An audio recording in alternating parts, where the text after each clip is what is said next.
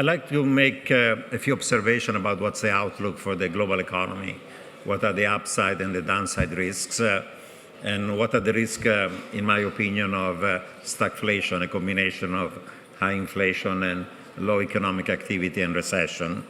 Now, if you follow the economic debates, last year the key question for the global economy was whether the rise in inflation that we observed in the United States, in Europe, and other advanced economies was temporary or was more persistent over time. There was a long debate, and a number of economists, myself, Larry Summers, Mohamed El-Arian, and others, said that the rise in inflation will be persistent over time, while central banks like the Fed, ECB, and others were of the view will be temporary. That debate was described as being the debate between team temporary and team persistent or permanent. I think that the results of that debate are close right now. Even central banks like the Fed and ECB and the BOE have recognized that the rise in inflation to almost double-digit levels is persistent over time. It was not just temporary, it was not just driven by base effects. And therefore, I think that the key economic question this year, since the question of last year has been settled by acceptance by everybody that the inflation process is going to be persistent, the new question today is whether central banks that right now are finally realizing that inflation is high, they have to go from easing to tightening, they have to phase out quantitative easing, credit easing, zero policy rates, and normalizing them. The question therefore becomes whether the global economy and advanced economies are going to achieve a soft landing, meaning reducing inflation to target of 2% without causing a recession, or whether there's going to be a hard landing of the global economy and the attempt to tighten monetary policy and financial conditions is going to lead to a recession and a rise in the unemployment rate. I think that's the key debate that, of course, is going to have a critical implication then for asset prices from public to private equities, credit, and bond markets and currencies as well. Now, to answer that question, we have to think, first of all, about what are the causes of this rise in inflation we've seen in the last year or so in the US, Europe, and other advanced economies, and then ask the question of then whether central banks are going to be successful in achieving a soft landing or not. Now, the reasons behind the rise in inflation in advanced economies are multiple, and I would summarize them in supply-side factors and demand-side factors. On the supply side, of course, there was initially the impact of COVID. We had to shut down economic activity to try to control the spread of the contagion. And that led to serious bottlenecks in global supply chains, reduced the labor supply in a number of countries, starting with the United States, what people refer to as the Great Resignation. And that was the first wave of negative supply shocks that reduced growth and increased cost of production. There are, however, two other aggregate supply shocks, negative, that are more recent. The second one, of course, is the Russian invasion of Ukraine that has led to a very sharp increase in prices of energy, both oil and natural gas, but not just of those, but also of industrial metals of various sorts, because both Russia and Ukraine produce a significant number of those industrial metals. And finally, has increased also the price of food and agricultural products and fertilizers. So that's a second negative supply shock that reduces growth and increases the cost of production. Third factor is that most recently, there has been an entire shutdown of many cities in China, given that there has been the spread of the Omicron variant of COVID in China, and the Chinese government is still sticking to its policy of zero COVID tolerance. And because of that, there is a massive shutdown of major cities like Shanghai and other ones.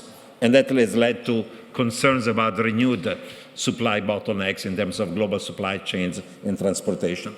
So these were the three factors that led to, on the supply side, to stagflationary pressures that increased cost of production and reduced output. On the demand side, after we reopened the economies, there have been also three factors that have led to excessive aggregate demand.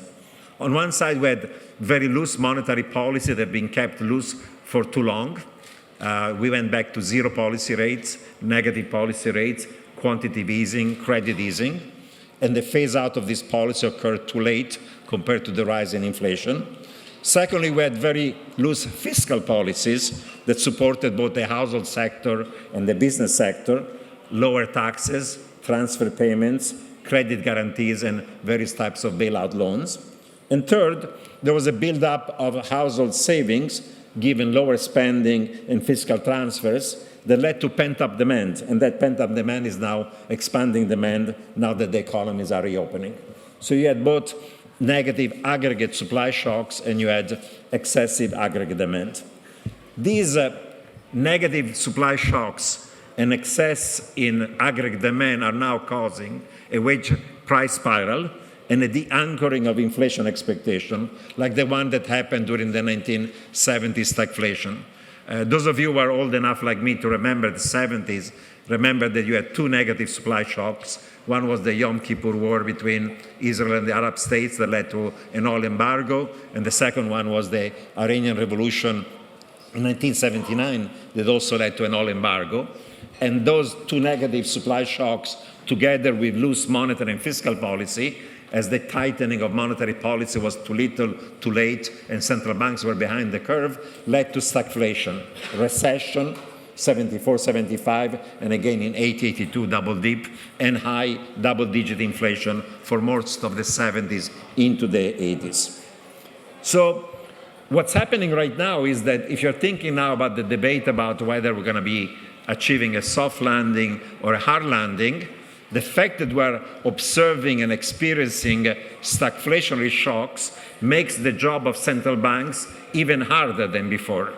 Because those stagflationary shocks, everything else equal, reduce growth and increase the cost of production and inflation. And therefore, central banks that want to achieve a reduction of inflation to a target of 2% without causing a recession find that trade-off more difficult when you have a situation where growth is lower and inflation is higher.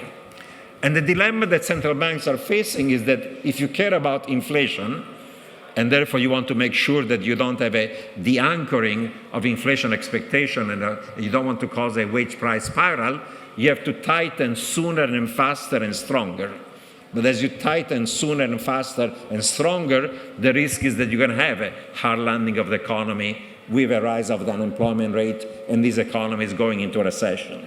On the other side, if you care about economic growth and you want to avoid a hard landing, you might go more slowly in the process of policy rate normalization.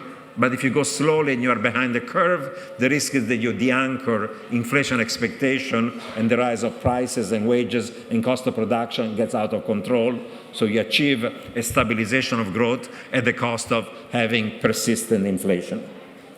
Central banks today are telling us that they're going to tighten just enough so that inflation falls to 2% over the next couple of years without causing a recession.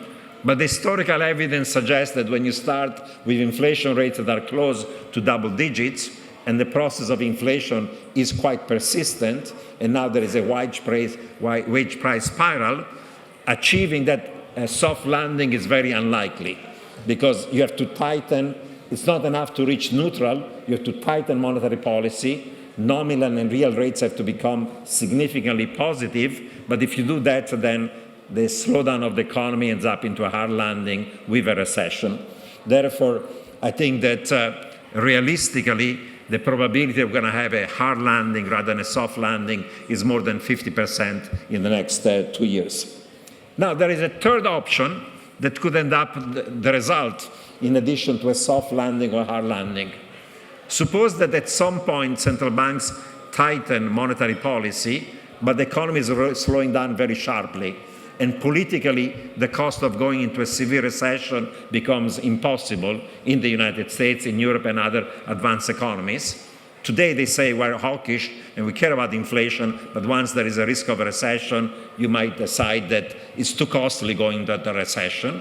There is a risk that then central banks are going to wimp out, and they're going to decide that ex post going into the hard landing is too costly. Therefore, they stop the process of normalization. And that implies that inflation expectations get de-anchored and you end up in an equilibrium of high inflation But once you have high inflation, like in the 70s, the risk of ending up with inflation and stagflation becomes higher.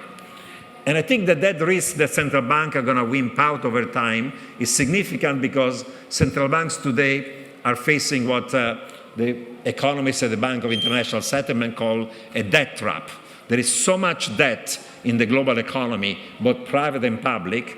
The debt to GDP ratio globally has gone from 200% of GDP in 2000 to today something equal to 350% of GDP. In advanced economies, 420% of GDP. That if you try to normalize rates fast enough, you're going to have a crash in the bond market, you're going to have a crash in the stock market, you're going to have a crash in the credit markets, and that crash and tightening of financial condition is going to make the hard landing even more severe. And if that's the cost, a hard landing both of the economy and the markets, at some point central banks are going to wimp out, decide that fighting inflation is too costly, and that's going to end up like in the 70s in a situation of high inflation and eventually of stagflation. Therefore, if I have to ask myself what are the conditions that are going to determine whether we're going to have a soft landing or a hard landing, I think that there are 4 of them that you have to keep in mind.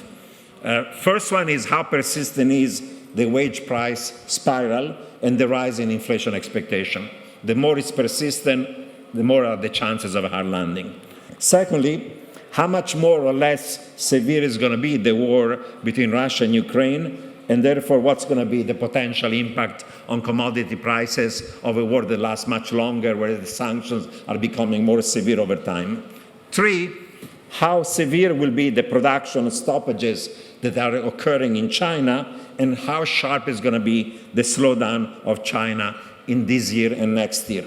And 4, how much are we in a situation of a debt trap where tightening of monetary policy leads to a tightening of financial condition with a crash in bond, credit, and stock market. Those are the 4 variables that you have to keep in mind. I will make also the following observation. While in the short run, the stagflationary forces that are at play are the one that we discussed. COVID initially, Russia-Ukraine war, now the zero COVID policy of China. If you look at the medium term, there are a number of other medium-term forces that are stagflationary. They're going to reduce potential growth, they're going to increase the cost of production, and they're going to be stagflationary in the global economy over time. I don't have time to discuss each one of them in detail, but I'll make the following observation.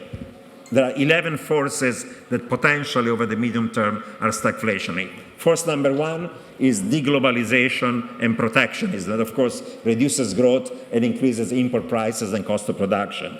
2, reshoring of manufacturing from low-cost to high-cost regions. 3, aging of population, both in advanced economies and emerging markets, that reduces the labor supply. And old people, of course, they don't produce and they spend, while young people produce and they save. So aging is stagflationary. 4, restriction to migration. For the last 20 years, we had massive migration from the south to the north, from the poor to the rich, but now restriction to migration in Europe, US, and other advanced economies are going to become more significant. 5, decoupling between US and China. That's going to restrict the trade and is going to fragment the global economy. 6, global climate change that is stagflationary in many and different ways. Droughts and things of that sort lead to crop failures, and they lead to a rise in food prices. As we try to decarbonize and we bash big oil, there is underinvestment into fossil fuels, but the increase in production of renewable energy is not sufficient, and therefore there is a supply gap given rising demand, and that's also stagflation over time. 7, recurrent pandemics.